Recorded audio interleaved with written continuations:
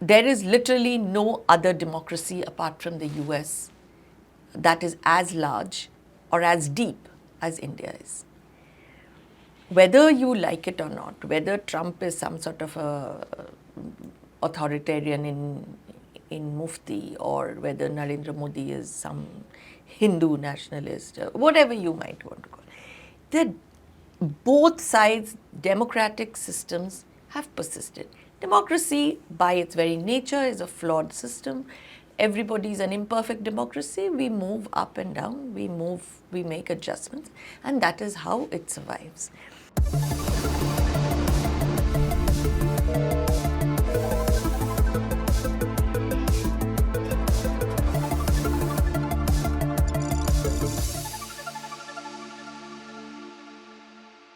Hello and welcome to another edition of Capital Calculus. I am your host Anil Padmanabhan. About 100 days ago, Prime Minister Narendra Modi travelled to the White House to meet President Donald Trump. This was just after President Trump took oath for the second time. The outcome of that meeting, if we are going by the sound bites that came across, was euphoric. In fact, many said the two have rekindled their bromance. But if we look 100 days since, something is amiss, particularly in the last few weeks. It's not just the intemperate remarks from some members of the Trump cabinet, including the Commerce Secretary. It is also the fact that India was shocked to find the United States standing in Pakistan's corner in the recent face-off over Pahalgam. Indeed, India has cause to be peeved, but to its credit, has refrained from any public reactions, which is actually a smart thing to do, because in a relationship, there's more you can do behind closed doors than in the public domain. Tell President Trump that. Mm-hmm. So to ask the obvious question, what is the future of India-US relations? Can it overcome Trump petulance, his legendary unpredictability? We have in our studios today Indrani Bagchi. Indrani is a former fellow journalist whose last formal job was as the foreign policy editor at Times of India. Now she heads up a think tank, Ananta Centre. She's the CEO. Welcome, Indrani. Thank you, Anil.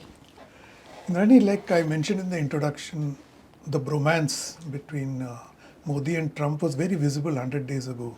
But since then, another bromance has gone up spectacularly, rather got destroyed spectacularly. So, do we need to fear in the future of India-US relations and this bromance?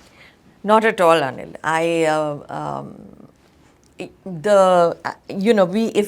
We are all creatures inhabiting the world of social media, and if we have to believe the world according to social media, everything has tanked and we are in purgatory.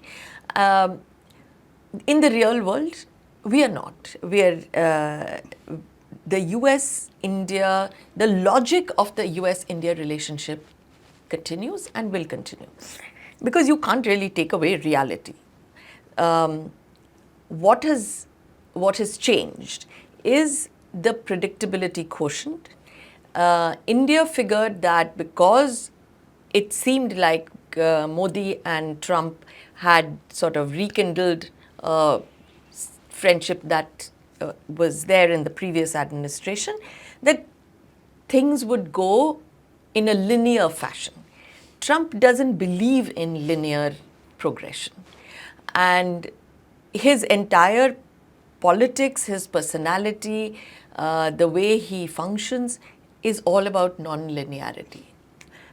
It has taken India a while to adjust to the non-linearity, and it is even more, shall we say, surprising for India, because so far India was the multi-aligned one. India was the one who was sort of surprising its allies by stepping across a divide and finding new friends or new allies. Think of the 4 years that we have been under pressure on Russia and we remained with Russia.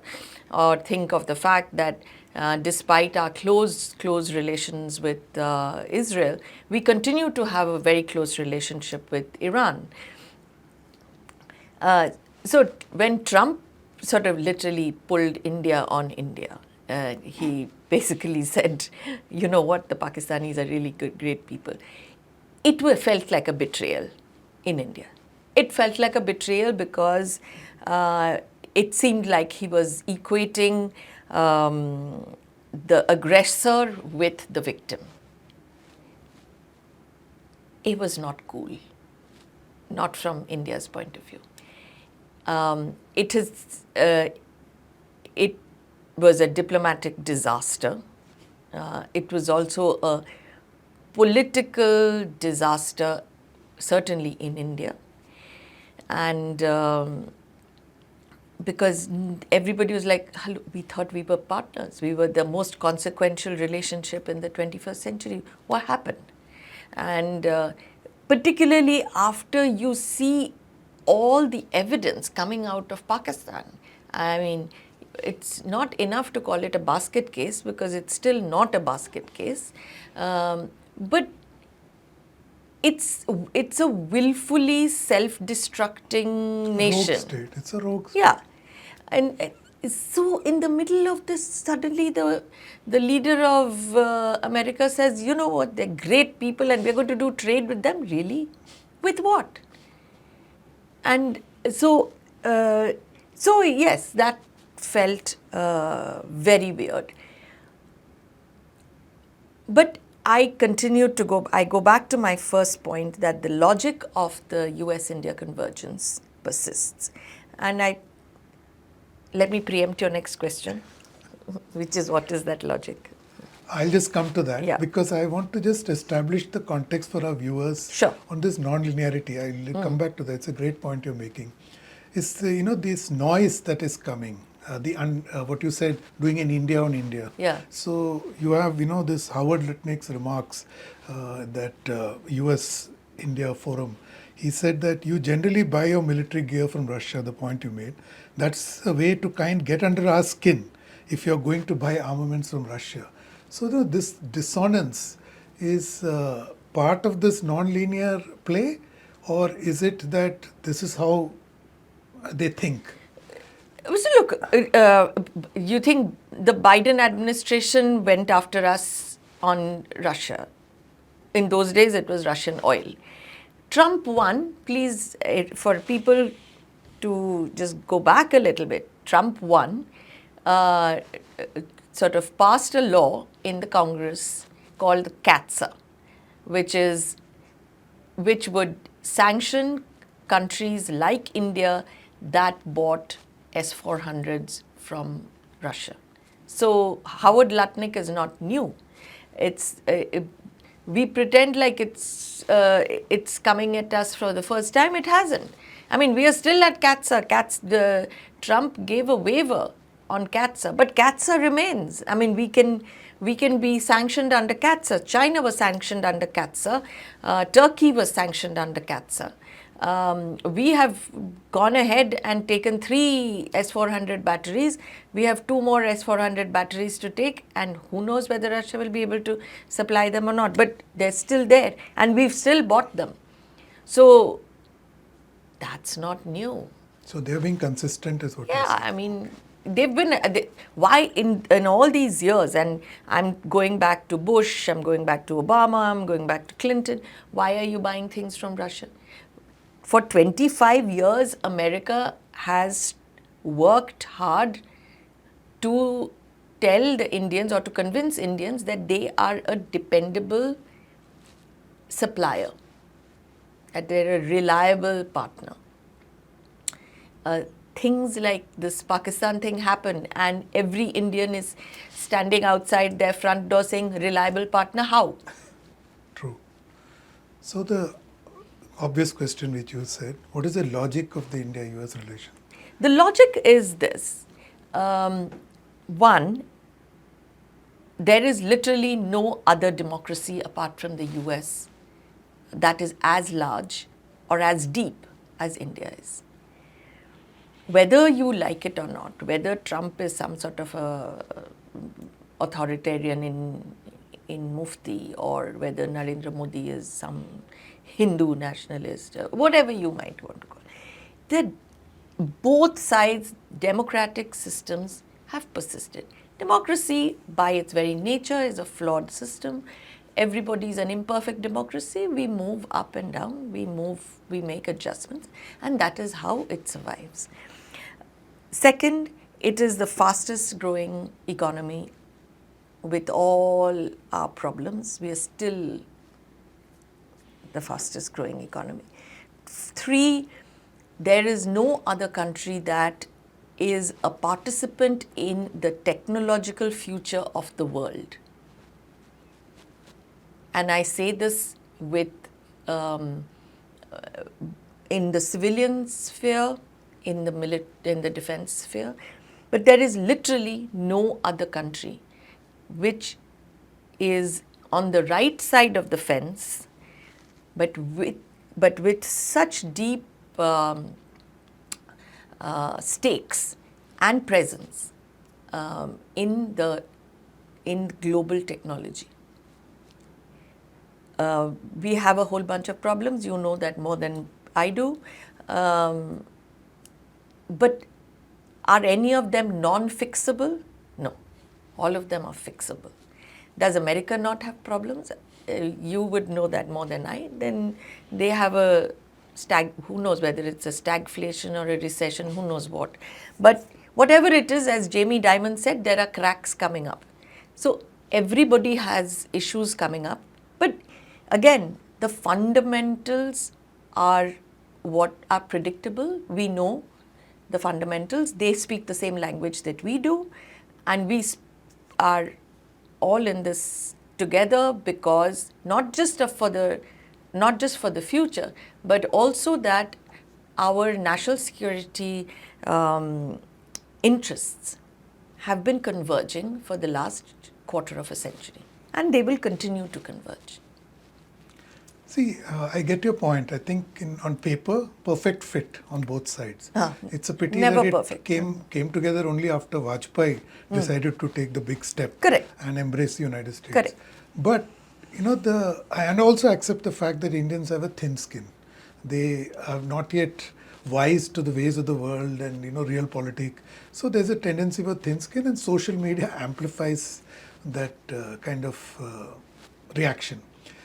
But having said this, there are scholars on the US side too who fear that the Trump persona, which weighs in this relationship, could be a problem. I am quoting Walter Mead. I just want to read this part out. That lovely piece that he wrote. Exactly, in Wall Street Journal.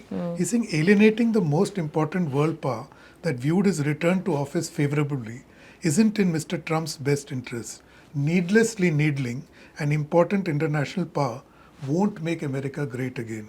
Are these fears well founded? I mean, that's my question. Of course.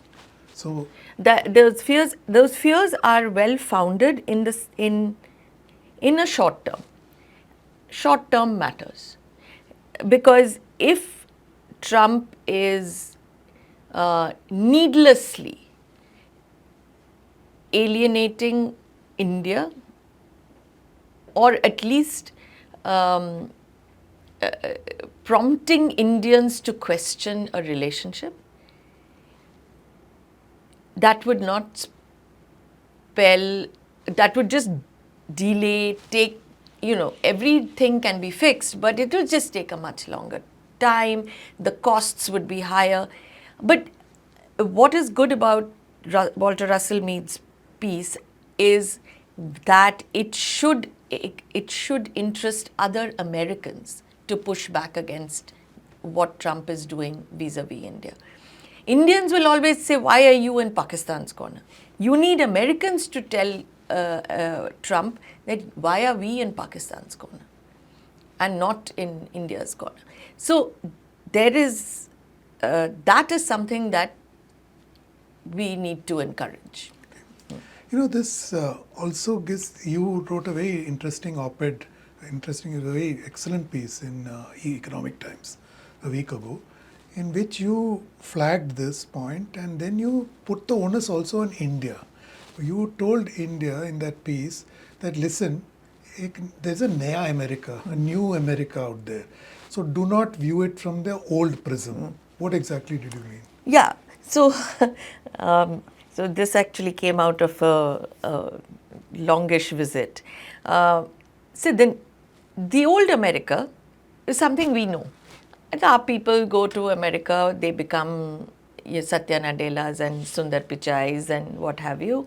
And everybody is very happy. You know, my brother, my sister who went there is a Wall Street genius and it has been an asset to America. It's the same thing, but the story is over and over again.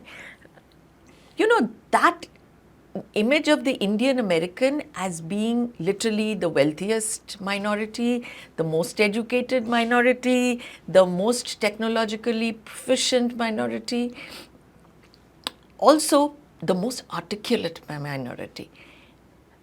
That was, we lived in their reflected glory.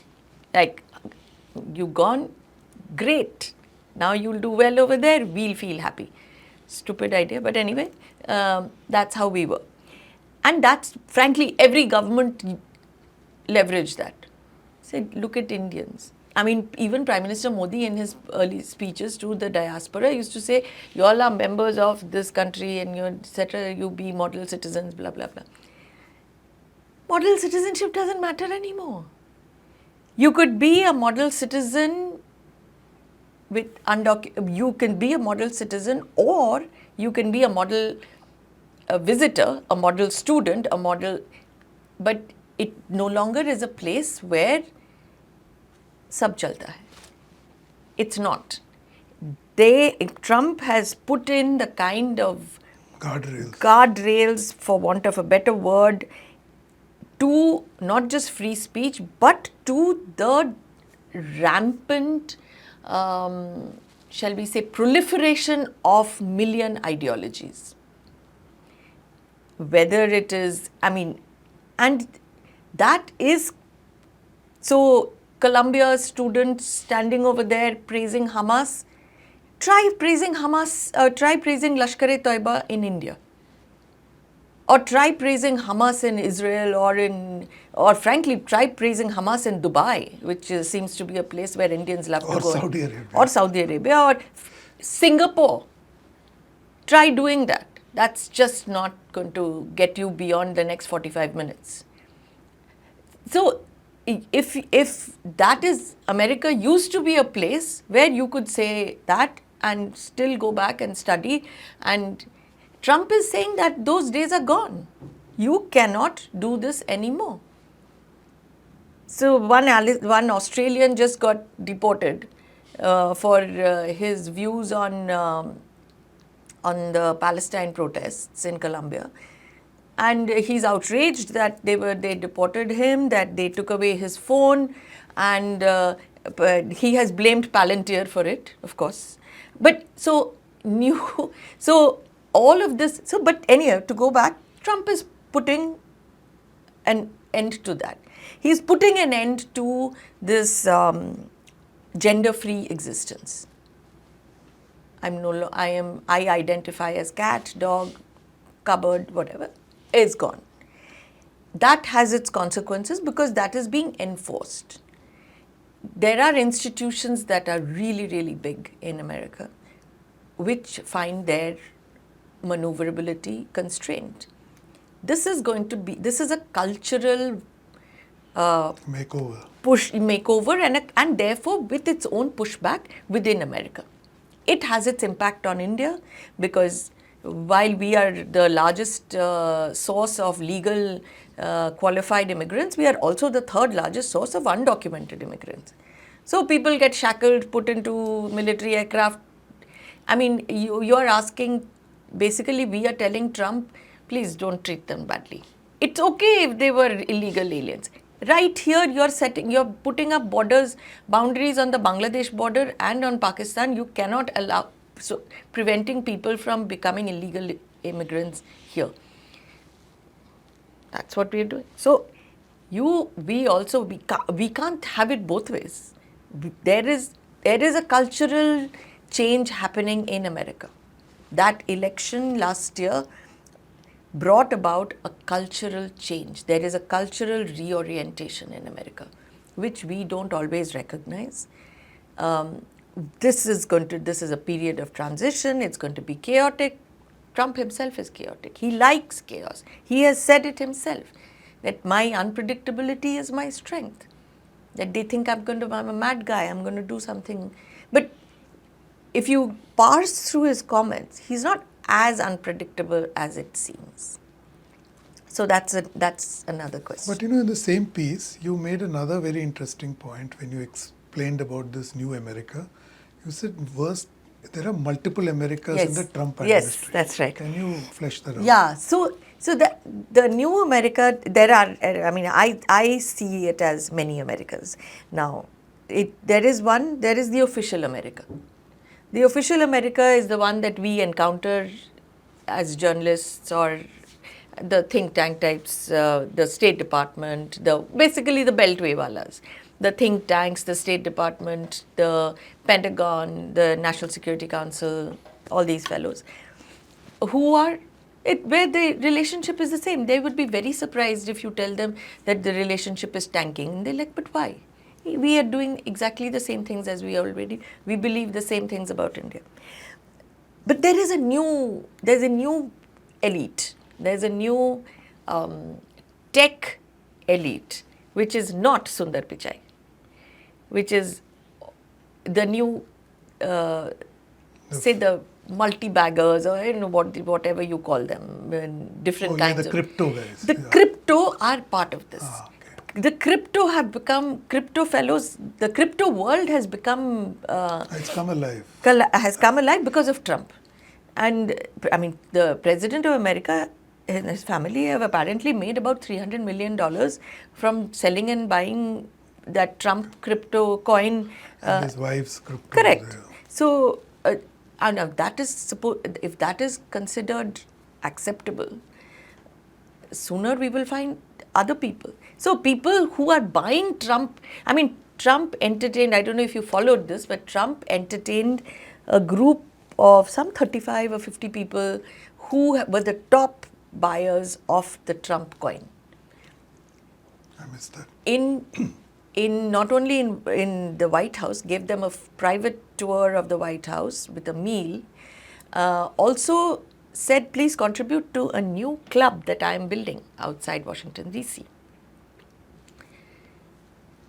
The Chinese, I went through the list of attendees, like mind-blowing. Russians, Chinese, Pakistanis, Indians, Taiwanese, you name it. Oh, so Indians are also there. Yeah. I saw the name of one person who runs a digital company, big buyer of crypto, Trump crypto. Another gentleman who is just a software engineer, one of the big buyers of Trump crypto, decided he wanted to come. Anybody who can.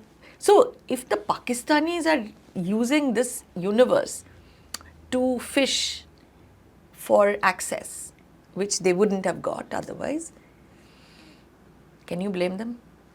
No. They're using. Can India do the same thing? The private Indian can, of course. Can official India do the same thing? Probably not. For everything that crypto is suddenly very sexy, etc., I keep thinking of Warren Buffett's opinion on crypto. I think in a very long way, he basically said it was snake oil, but we don't know. The thing is, we don't know. It could just become global currency. I don't know. But for the time being, it looks a little iffy. Yeah, very unlikely to become a global currency because central banks are dead opposed. Correct. Dead opposed to it. So, you will know more of that. But to Trump's credit, he doesn't care whether it's private buyer or state buyer. Correct. Right? He doesn't care. So, our Indian private buyers can line up. And, there are Indian, if you can go to Mar-a-Lago and get a membership, that's some people say it's about $5 million. Apparently, 41 Indians or 40 Indians or something have already paid These are Indian Americans or Indians? Both. I mean, there are several gradations apparently.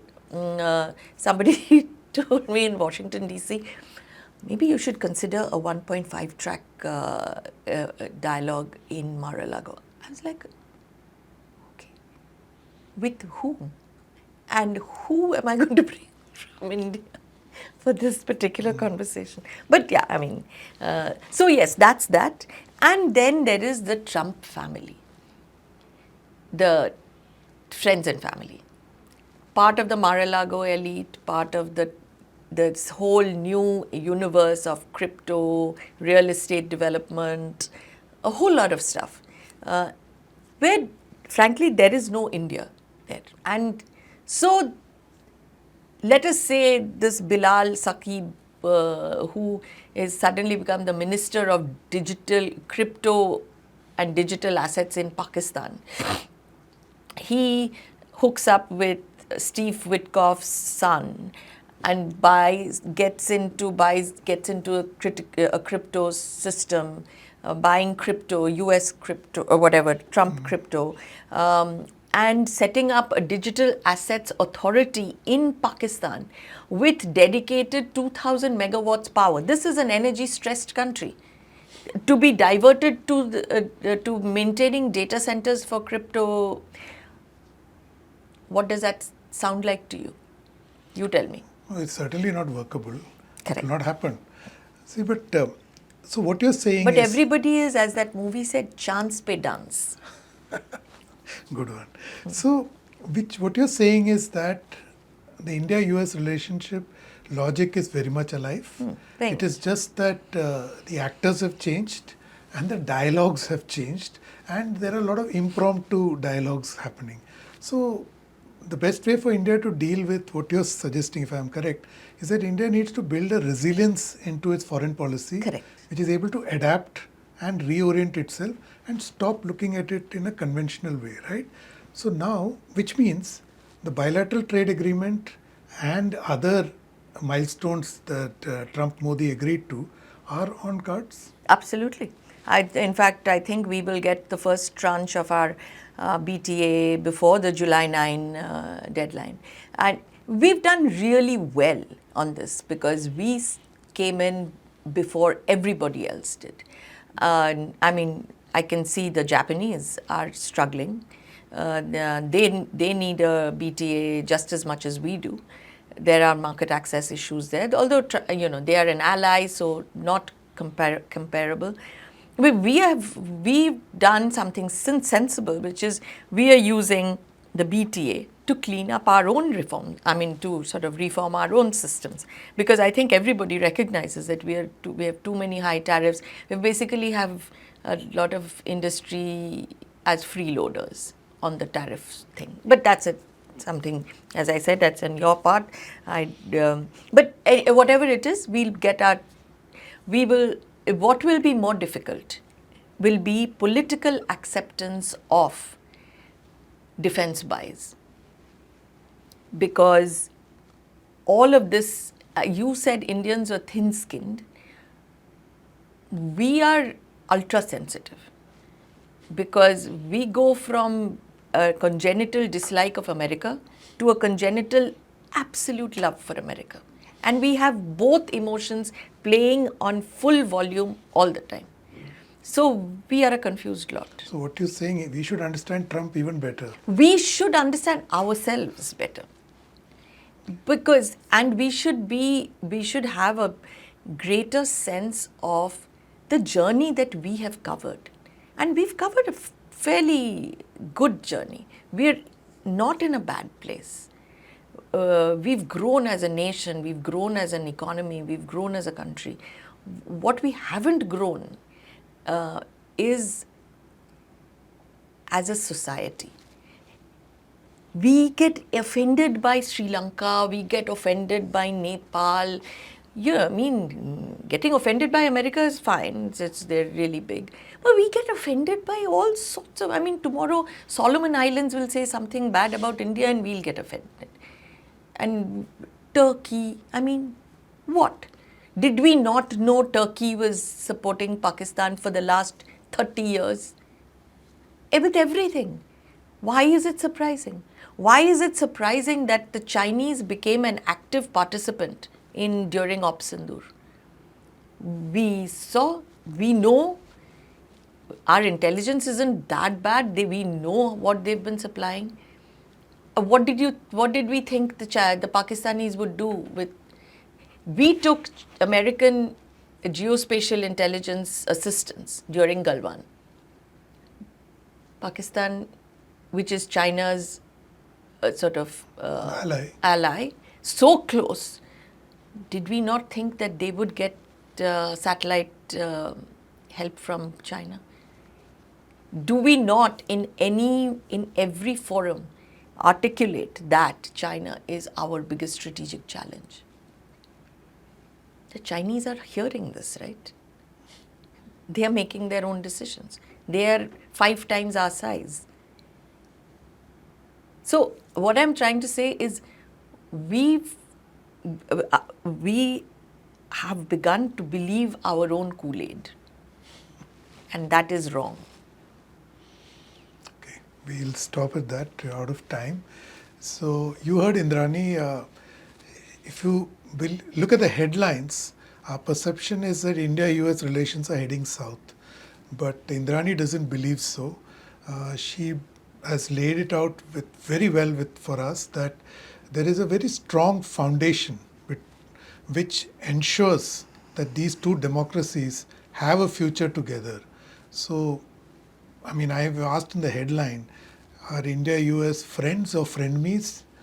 At the end of the show, I can say India are still friends with the United States. Thank you for watching. Don't forget to subscribe to StratNewsGlobal.Tech on YouTube.